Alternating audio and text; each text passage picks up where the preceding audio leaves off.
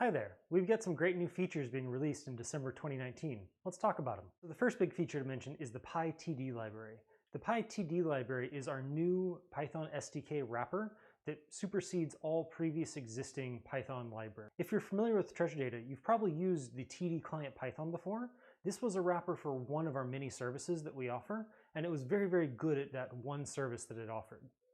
pytd wraps this client and adds extended services that we now offer beyond that. For example, you can now access the Plasma DB APIs directly by using the pytd library. Please note that the td client Python library will continue to be supported because many users do use it, so it will continue to see updates for that single service that it operates on.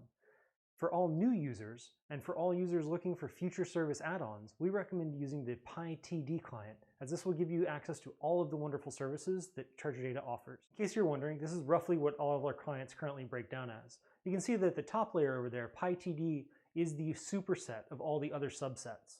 In addition, we are now deprecating our pandas.td library and wrapping it up into pytd. So if you've been using pandas.td, please make sure to upgrade to using pytd today. Please note that td client Python is currently supported and will be supported going forward. It is our rock-solid library. Nothing is changing in that.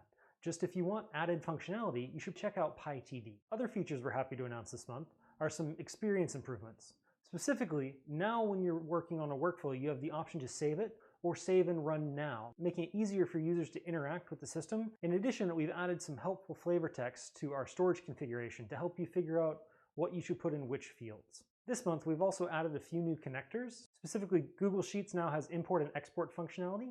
If you'd like to use this new functionality, please make sure to re-authenticate your connectors.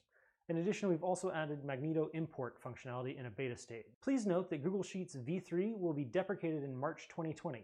So we recommend sometime in the next couple months updating your Google Sheets connectors to use the new APIs.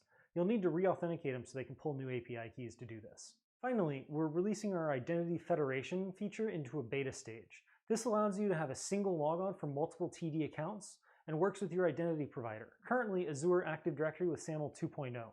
So if you're looking to have multiple different accounts on Treasure Data, say a testing account, a release account, and a confidential client account, you can now log into them all using your authentication provider and a single email address pairing.